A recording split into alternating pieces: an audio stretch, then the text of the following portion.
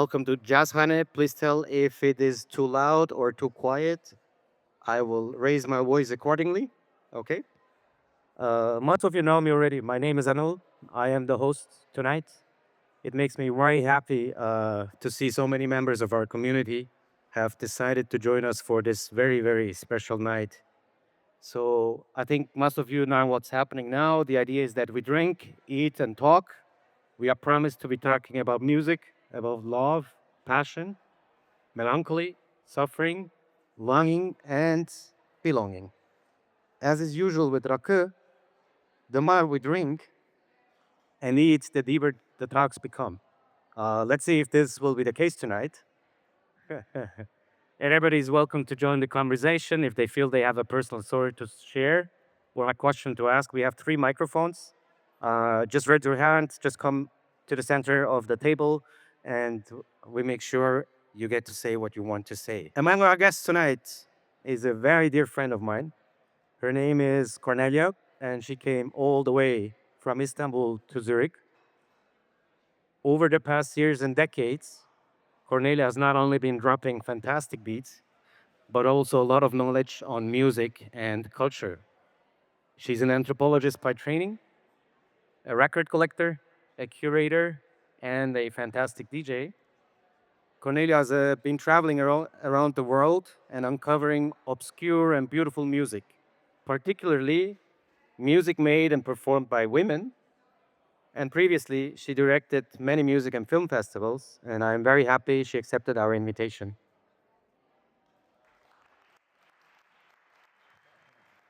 It is fantastic to have you here again, I have to say, because you were here in 2024 for the first time with us at Jazz Hane. Then you were here at Notes, right? You played after the Bonga and before the Bonga concert. Yeah. So I think I've been wondering, and I'm sure many of our guests are also very curious, why does a Polish music geek move to Istanbul and live there? Because I like Rakı. No, actually, I learned to drink Rakı in Istanbul. And one thing that you guys need to know about Rakı, if you don't know, it needs food. If you drink Rakı without food, you are in troubles. Okay? So drink with consciousness. Rakı is delicious, and actually, I really started to enjoy this flavor, this alchemy that is happening the moment you put a bit of water and it changes colors. And this is the beginning of the show. And the show is called Mehane. And it's a performance. We sit at the table, can be small, short table, or can be as long as here or even bigger. And we start drinking, eating, chatting, and sharing. There is a saying in Turkish, what is said at the rakı table stays at the rakı table. So it's a safe space. You can say whatever you want. Okay, the question is because you ask about the why. So I went to Istanbul 2015, and my goal was to explore the music of women from Turkey. Especially the music from 60s, 70s, 80s, because I thought that this music is not represented outside of Turkey enough. And you mentioned that I'm Polish, right? Yes. I'm Polish, yes. Cześć. How many rak you drank already? Ah, good. You will speak fluent very soon. So, as a Polish person, anthropologist of culture, I was very interested in the music of women from all around the world, but one of the loves that I was having in me was the music of Turkish, or the women from Turkey, let's name it. The women from the territory that is called right now Turkey. And I needed to go. I mean, because of course I'm a digger, I'm a record collector, I'm an anthropologist, so I know the way how to find things. But nothing compares to being in the place, right? So once I arrived, I knew that, I mean, I didn't know, but it's been 10 years now. So I just really wanted to understand, to explore, to learn, and to share with people like me or with people different than me how the music of women and the music in generally can change us, help us to understand, help us to break the boundaries, break stereotypes, prejudices, build a better version of reality. I mean, because I know a little bit about what you have done, and I've done some reading about, let's say, your past and some of your projects. Can you? So, what interests me, or I hope also others, obviously, can you tell us a little bit more on your work in the archives? How do we have to imagine, an anthropologist digging through the archives of one of their record labels in Turkey? Because I think there's this interesting story you have with at least one of them. So, because I worked with many Turkish labels from the past, like old labels, to make compilation happen, like I have this compilation here, I needed to drink a lot of Rakı. I needed to go to many meyhane. And my goal, as I said, was to dig, to explore a little bit more off-road, right? Because we have lots of guidance. I mean, people have been to Turkey, Turkish people are sharing music. So we can find the guidance, but it's important to find your own path, right? So for me, it was important, and the only way was to really go to the old labels and ask them, I like this song. And he says, no, it's not a good song. I said, I think it's good. I said, no, it's good. It's not good. It's just arabesque. And I said, yeah, but it's good. And he was saying, usually he, because they are all usually them guys. They were like, no, you don't know nothing about Turkish music. I show you something good. And it was usually Barış Manço. Barış Manço is one of the biggest heroes of Turkish music. And I was asking about women like Gulcan Opel. Nobody knew her. You don't know, right? You don't know her. You see, even the Turkish don't know. Exactly. So, but saying, this guy did like, what? Why? And I said, because it's really good. So I started to release music that nobody was asking about because I looked uh, with different perspective, different angle. And so my work was based on exploring and going through extensive archives because for example for one compilations that I worked on I needed to listen to 3,700 albums too. Yes, and not only good music, I must say, as you can imagine. So 3,700 albums to see the 12 tracks, right? So this is a very, very fast forward classes of Turkish culture, Turkish music, Turkish history, Turkish habits, and and learning also about my taste. This was one of the ways that I worked, and I kept doing it through creating compilations, making interviews with people, with influential artists that had a very big impact on Turkish music scene, including Kamuran Akkor, that can be maybe some of you know, Selda Bağcan. Selda Bağcan. Okay, yeah, everybody knows her these days. So I was trying Niloufer. Actually, I didn't meet her, but why not? Yeah, Why she's not? fantastic. That's true. And so this was the journey. Journey was to get as close as possible, not losing my naive perspective, because it's very important. Many Turkish people from Turkey were saying like, no, but this is not interesting. But I say, let's look at it different, and it has been fantastic journey. Nice. And you also brought some records, right? Yes, I brought some records because we kind of play here with the concept of meyhane, meze table, right? So there's no meyhane without music. There's always music. Everybody is singing at some point. Let's see. is gonna sing. Yeah, but to give you my journey to Turkey wouldn't be able to happen if not the music from Turkey, but the music from Iran. And when we talked here to make this event happen, we were thinking what we want to talk about, right? What are the topics important for Anil and important for me?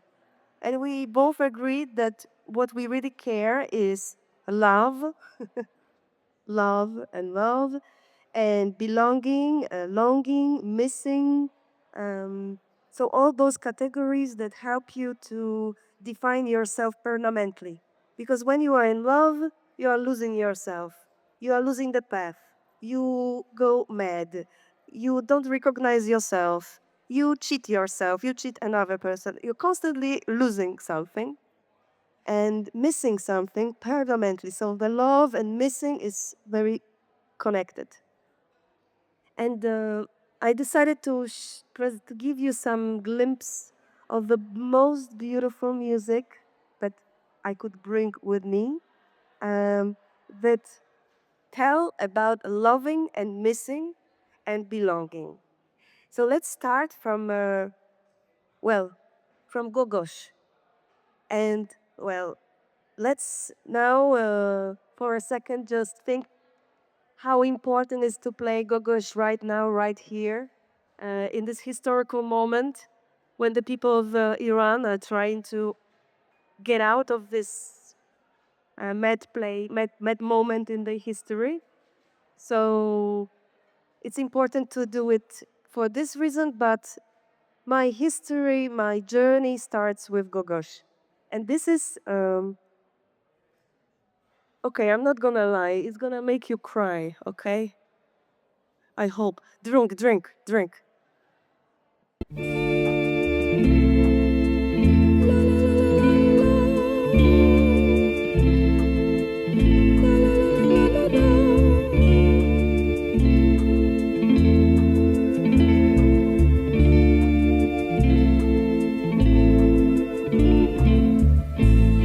ما دوتا ماهی بودیم توی دریای کبود، خالی از اشکای شور، از غم بود و نبود. پولکامون رنگ با رنگ، روزامون خوب و قشنگ، آسمونمون یکی، خونمون یه قلب سنگ. پولکامون رنگ با رنگ، روزامون خوب و قشنگ، آسمونمون یکی، خونمون یه قلب سنگ.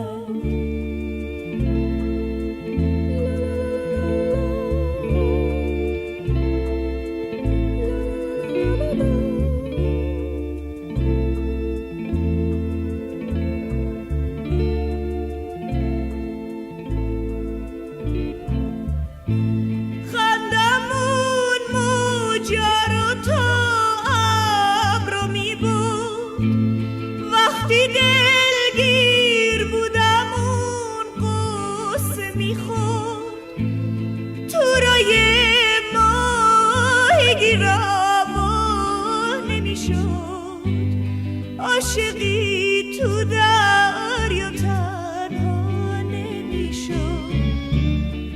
خوابمون مثل صدف پر مروارید نور، پر شد این قصه ما توی دریاهای دور.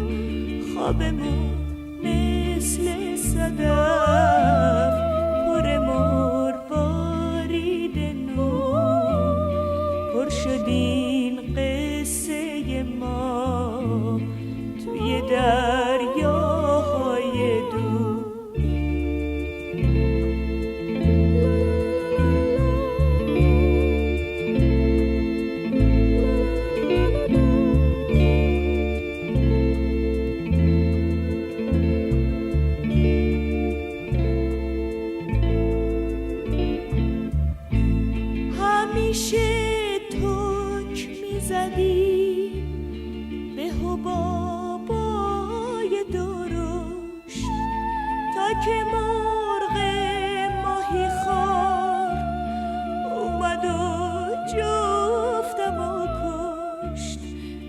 دلش آتیش بگیره دل او خونه خراب دیگه نوبت منه سایش افتاده رو آب دلش آتیش بگیره دل او خونه خراب This was Gogosh.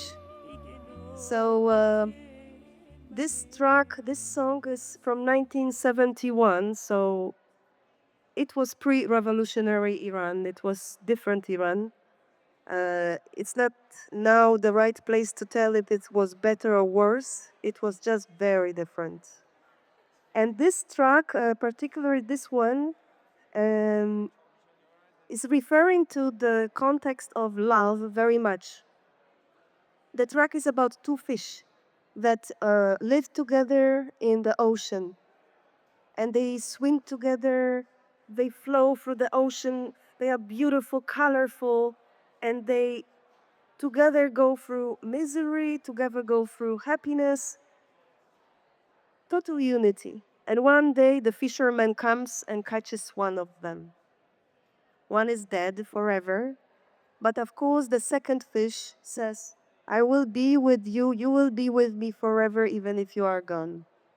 It's a very beautiful song that refers to the Persian term that is called ash, which is love. Yes, it's very close to the Turkish word aşk. Exactly. Yes.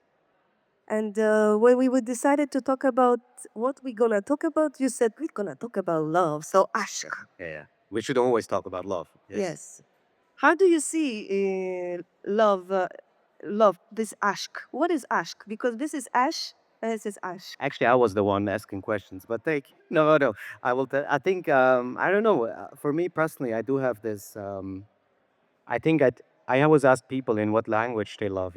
And I do believe very much that uh, the way you have been loved by your parents, the way you suffered also from your parents, and being loved, I think you look also later in your relationship for that.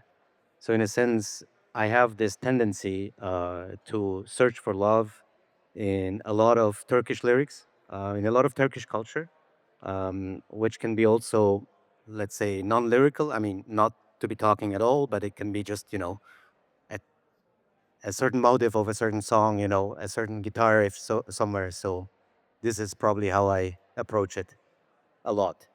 It makes me also suffer a lot, but I like it. It's fine. It's part of me. You like the suffering. I think so, yeah. I'm a very melancholic person, but I realized that only later in my life. Do And you consider yourself as arabesque person? I don't think I am.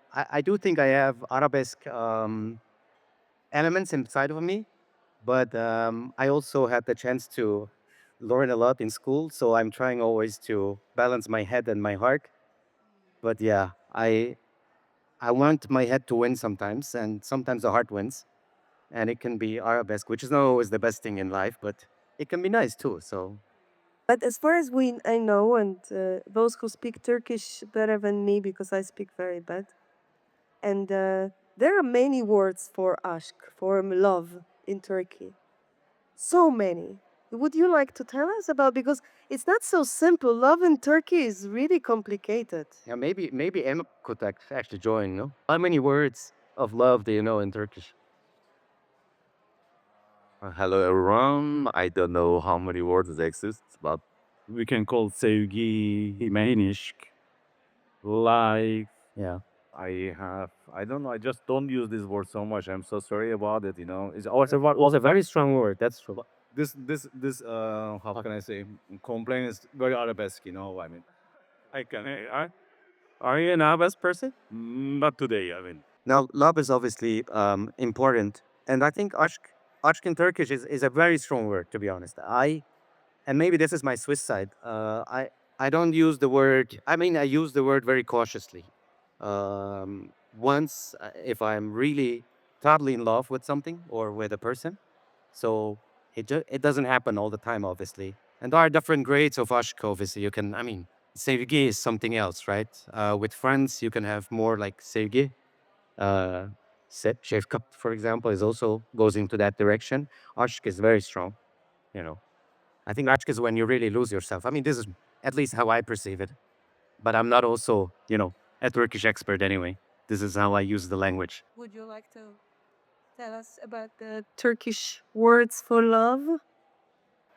I'm probably as bad as all the other attempts made here at the table to list the many different words and nuances of love in Turkish, because I would have just spontaneously come up with the distinction between sevgi and aşk, and I probably would have gone the same road down as you just did, Anil, saying that sevgi is more covering like also platonic love and like a more generous being in the world, and attaching yourself and getting into connection with more than humans even, because you can even like say seni seviyorum to your cat, and and to trees and stuff like that. So sevgi is probably a bit more open and less occupied by notions and concepts of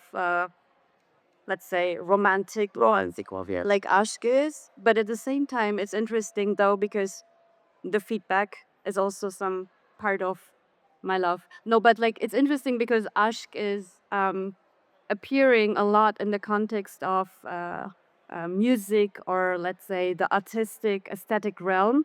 So it's clearly also carrying some ideas of yearning, of trying to fill the loss or the gap or the lack or the empty spaces, which again goes back to what you said, Cornelia, in the beginning, like why you like to talk about aşk or love, or why a lot of music that you discovered are about love in a way, because they're not about like this very cliched rom-com idea of romantic love where you like after the hero's journey um, find each other and live happily ever after. But most of the songs are also a lot about the impossibility of this happy state with happily living ever after.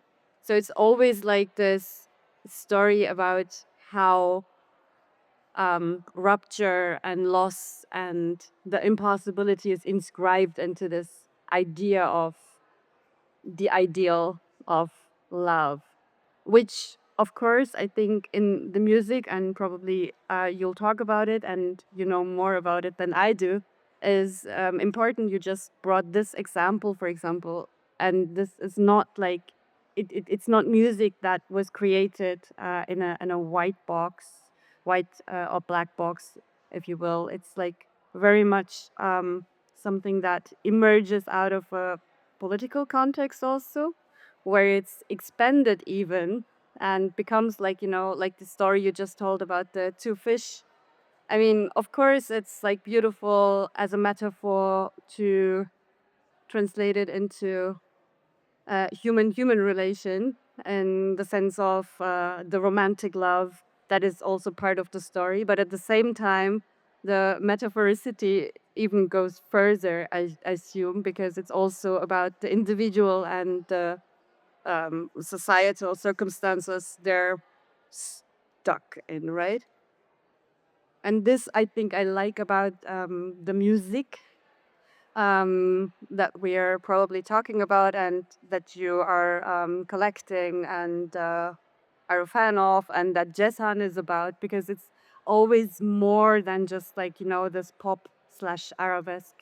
It's always like using this very poetic love language, if you will, to on the one hand make it accessible, like if you're heartbroken you can listen to it and it will somehow comfort you, but it's also always about like a bigger feeling than the one-on-one relationship. Totally. I think the essence of a lot of Turkish folk songs, arabesque songs as well, and also if we go into psychedelic music, which is part of our, the core of our series, it kind of defines also how we perceive actually love, right? It's never this romantic relationship, but actually the opposite of a romantic relationship, because we know it ends or it never happens. I think this is also kind of a good, let's say, good platform to kind of switch, because in a sense, the loss of love or the impossibility of love happened a lot in the 60s in Turkey, when there was an agreement between Germany and Turkey.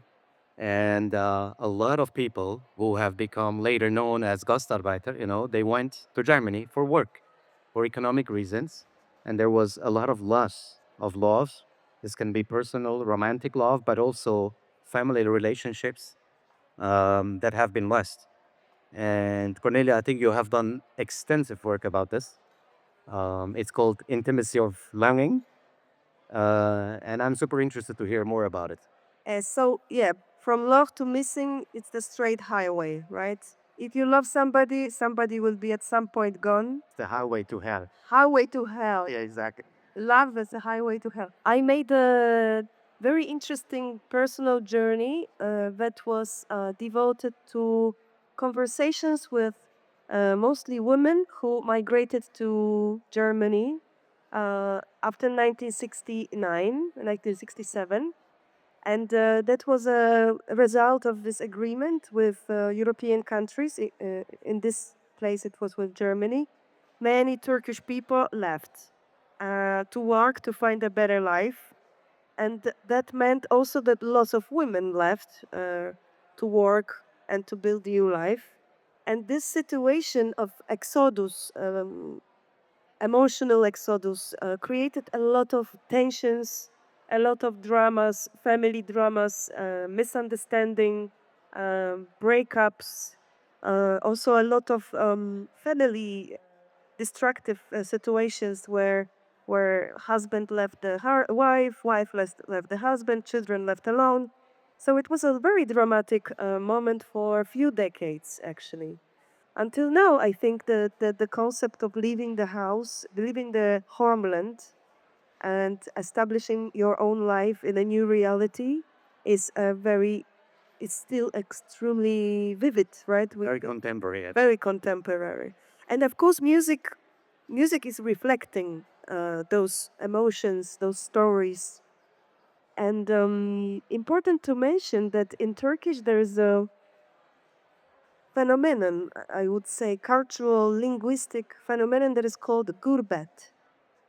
And this is this very deeply rooted missing or longing that in one way or another will appear in your life. Like you are doomed to miss somebody. At the end of the day, there will be missing. What I learned from spending time with Turkish people, this gurbet is not only you don't need to leave the country. You can leave your city. You can leave your village. You can move to another neighborhood from Kadıköy to Beyalu, and it's a big gurbet. I think, yeah, maybe 50 years ago, yes. I mean, these days, maybe not, but you're totally right. And I think there's also a lot of songs written about it. Yes. There's this fantastic Iranian song as well. They are, it's the same. They go from, I mean, there is migration not only between countries and regions. Usually there is obviously migration from the, rural areas to the cities, right? Because of economic reasons. And this in bigger countries where a lot of us come from is also gurbet in a sense. This gurbet is implemented in the culture because people from this territory, from this land, have been always moving, always searching for new places to stay. This internal nomad, it can be economical nomad, it can be emotional nomad, but this gurbet will be finally reached and felt by the people. And if you define gurbet, what is it? Is it a limbo state? Is it kind of like in German we would say, maybe, in literary terms it would be nicht Ort. You are captured in a moment where there is no home and there is no not the current situation where you are. Is it that, or because it's a difficult word to translate into English or into German even. It's not exile, because exile is clear what it is, right? I mean, I don't know the translation of it, and I think that makes it interesting. The concept gurbet, basically I don't understand it so much as a place. where you could just pin it down and say, okay, it's about like this. It's not a play. It's more about a feeling, and it's more existential because you just described it. It doesn't matter if you just like move across the street or leave the country and start living in an environment where you don't belong and are only accepted for a limited time via contract. It's more and it's interesting because like the reflex would be to translate it into homesickness, like the German word Heimweh, which is always connected to this idea of nostalgia, like which of course has parts of what you just said, like the non-place. It's like a non-existent place that you are really yearning to be at and to connect with, but you can't be there because it's not existing. So it's more like, I don't know, like this weird state that pushes you to somehow, although you might even enjoy your existence and truly appreciate everyday interaction and small things, it's somehow like this state of weird, twisted melancholy that goes with you, like, and is above your head like a cloud somehow. But not like in a pessimist, negative way. It also creates a force at play. I think there's many ways and many identities within Gurbet that is happening, right?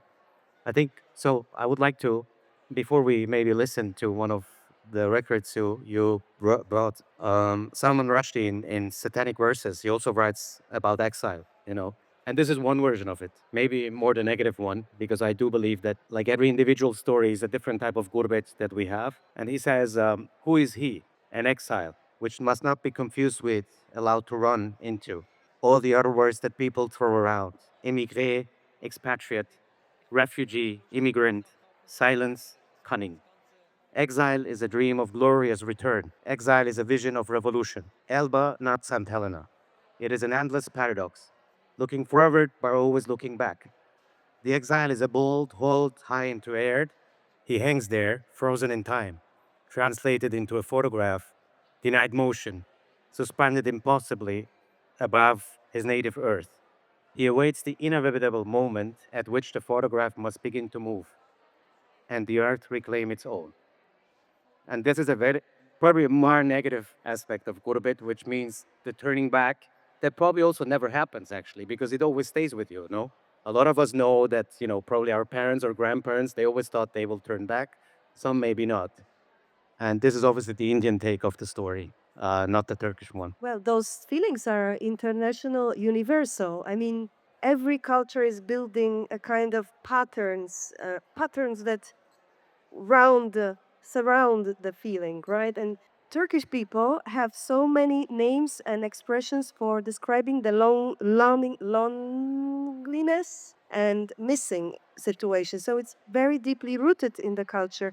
But Rajdi's extract is very, very accurate because it shows that no matter who we are, we will, at the end of the day, miss a place that is not necessarily physical. It's a state of being part of a reality that we love. Again, love, belonging. Those were the things that. Yeah, when I did this research for the Intimacy of Longing project, so many people who I talked to, they were like kind of proud of feeling gurbet. They were saying, I said, but how did you manage this gurbet, this suffering? I said, like, I was listening to music, but what kind of music were you listening? And the songs were so sad that it cannot, you cannot name it as a cure. It seems like more pain. So kind of established love for this suffering that you mentioned at the very beginning. True. I would like to play you a song that is talking about gurbet, but it's a super cool track from 1974. Yes, let's play gurbet. It's a very funky, great track.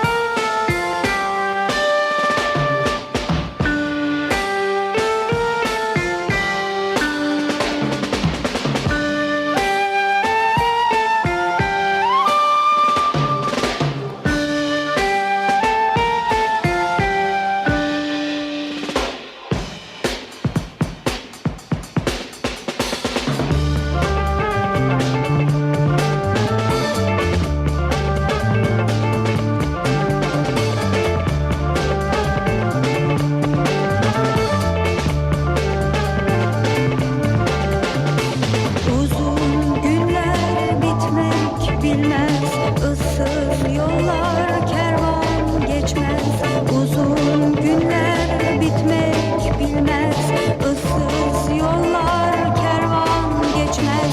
Bu dertlerin en büyüğü yar elinden haber gelmez. Bu dertlerin en büyüğü yar elinden haber gelmez. Niye beni çağırdın gurbet? Dost benden kopardın gurbet. Niye beni çağırdın gurbet? Dost benden kopardın gurbet.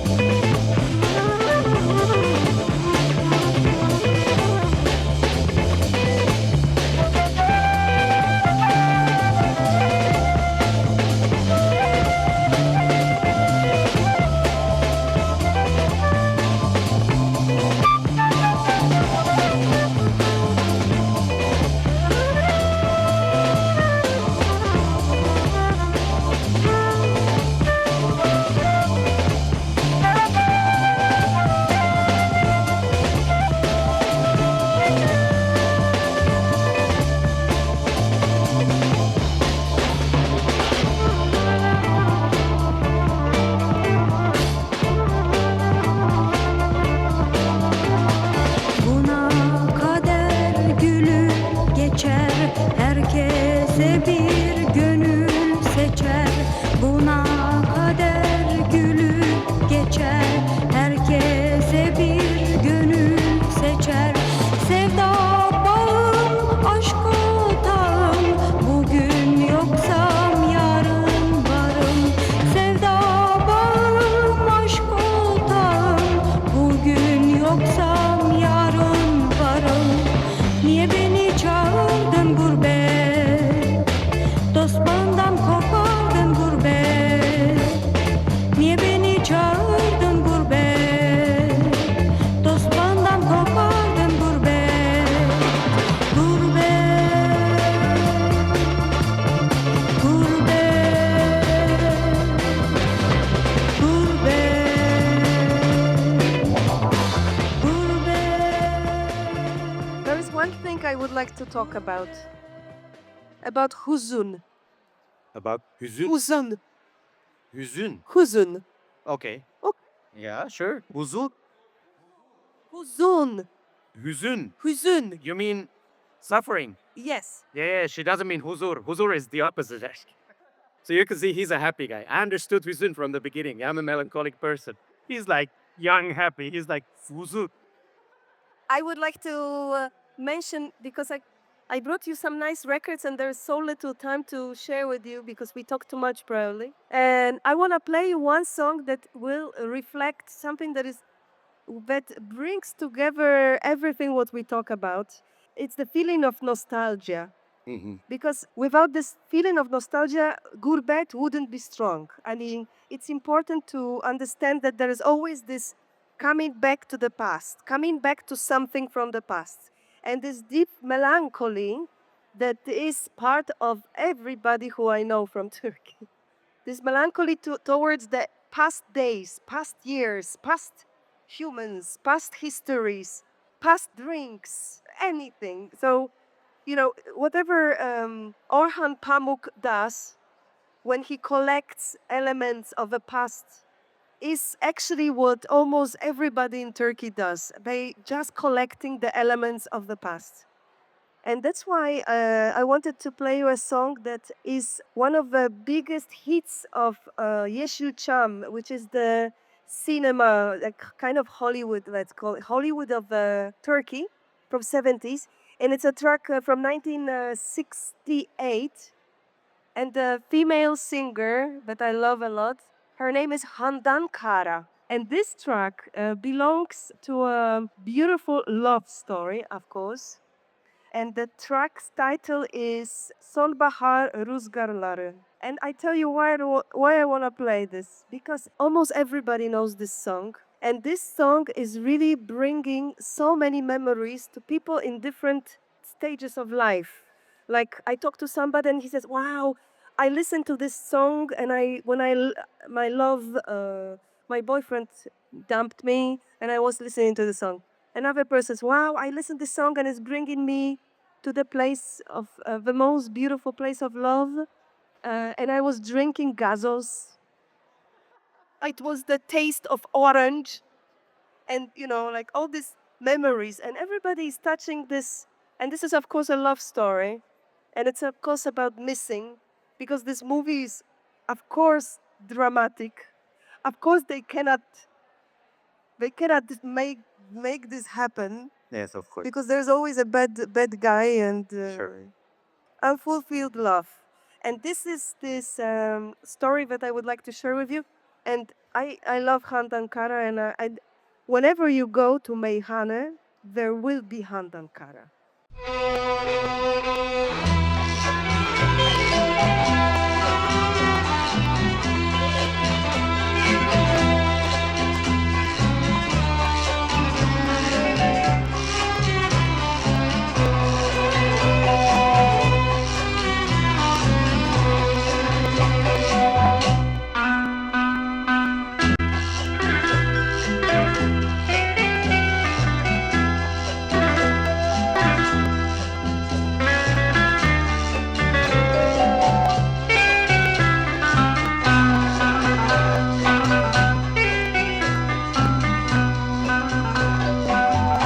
Düşen bir yaprak görürsen beni hatırla demiştin.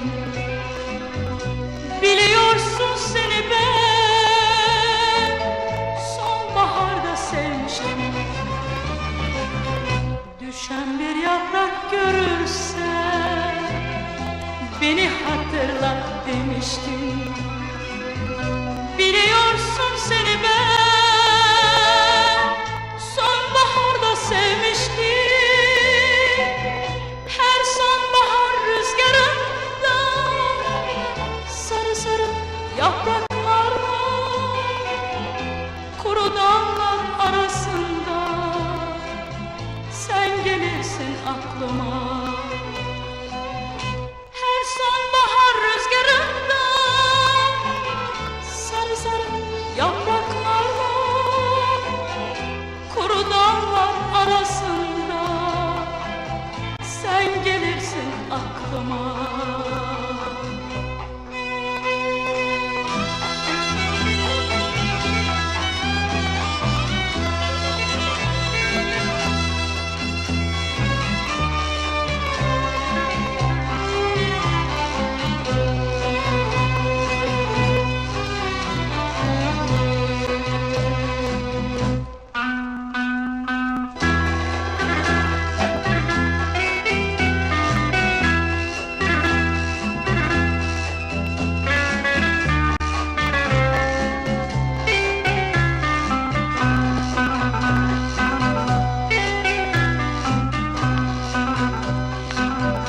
Rüzgarla düşen yapraklar daima senin hayalin.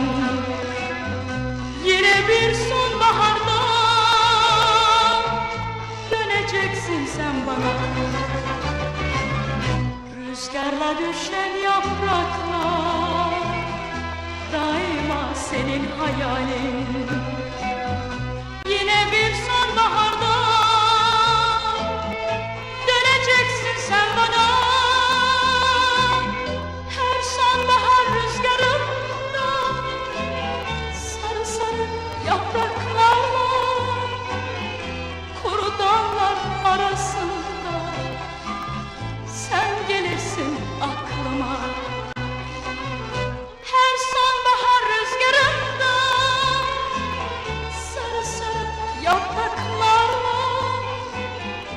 kuru dallar arasında sen gelirsin aklıma.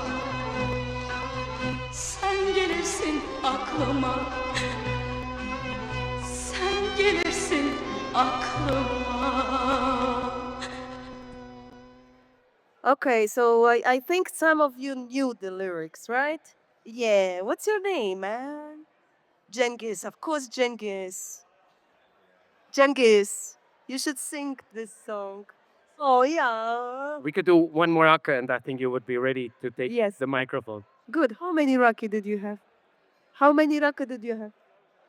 Ah, good, good. We go in there. Very conscious drinking. But there is a second part of the night anyway. Yeah. I want to thank Cornelia for being here once again. Yeah, thank you so much for all the knowledge you had. For all the love I have. That's also true. For Thank- all the love I gave. Mm. Thank you very much. It was lovely to drink Rakı with you. Thank you, Anıl. Thank you. And can I play last more track? Sure. So I'm gonna play Esmeray. Do you know Esmeray? You wanna listen also Bila? Oh, I have it here. Okay. Nice. I was thinking to play Unutma Beni, but let's do the better version. Are we done to Unutma Beni? Others wanted Unutma Beni. We should listen to the women on the at the table. Okay, because I wanted to play Unutma Beni because this is like a classic suffering song. You will never forget me. I will be like a shadow. You open the refrigerator and I will get.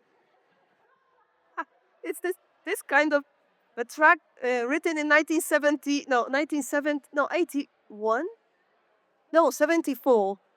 And the lyrics are so strong, but when you want to make a video of it, really it would be like this, that the lover is gone. You open refrigerator, the lover should be there. Like, oh, you know, the kind of obsession that is part of loving. One of the most popular song of Esmeray. If anybody doesn't know Esmeray, I highly recommend to run to your houses, forget about the concerts, and explore Esmeray. Joking. After the concert. No, because Esmeray was a very spectacular, very talented female singer from Turkey. Her voice was outstanding.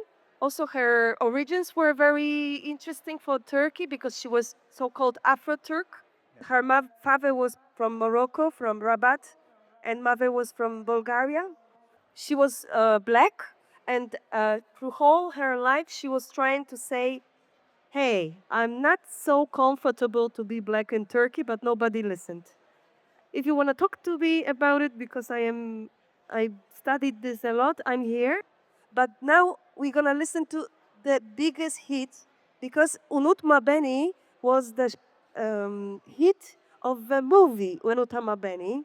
And Esmeray, because she was also an actress, she also performed there singing in Gazino this song. It's outstanding. So this song is one of the most recognizable songs of Esmeray. Let's go for it. And then, especially for you, right? You will play a B-side.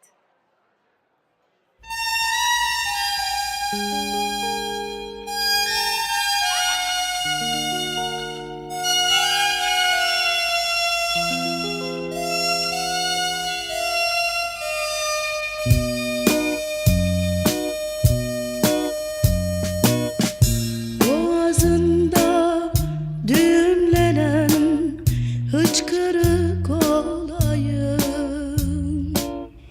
Unutma beni,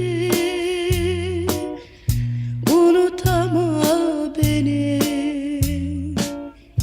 Gözünden damlayamayan gözyaşın olayım. Unutma beni, unutama beni.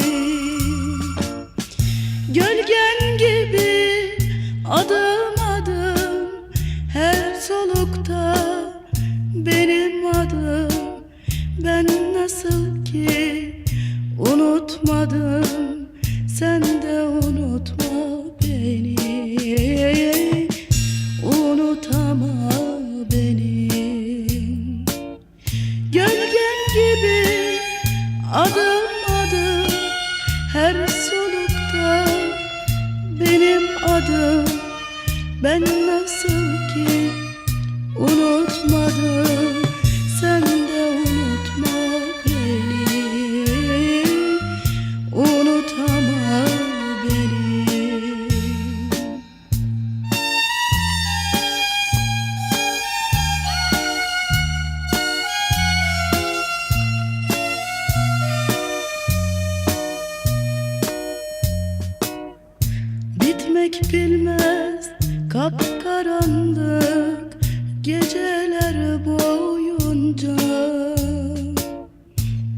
unutma beni, unutama beni. Ayrılığın acısını kalbinde duyunca unutma beni, unutama beni. Sevişirken, öpüşürken, yapayalnız dolaşırken, unutmaya çalışırken, unutama beni, unutama. But now the B-side. Okay. And this track is the cool track of Esmeray. Actually, it's a cover. It's a cover. 1974, the band's name is Delirium.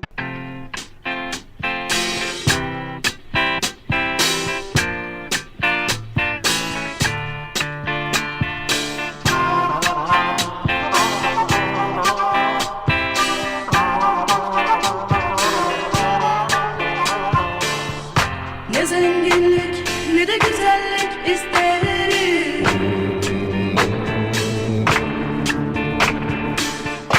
ne mutluluk düşünürüm senden başka.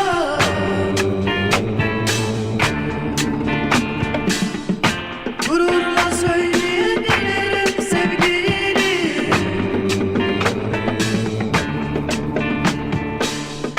elden gelse tekrar düşerdim bu aşka.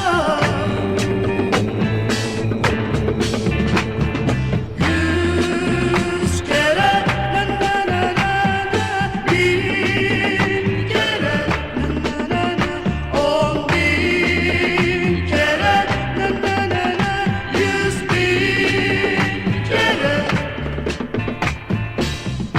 Elden gelse tekrar başlardım en başta.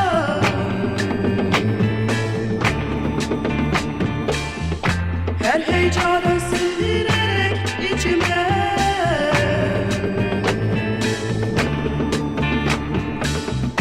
pişman olmazdım inan bir tek anında.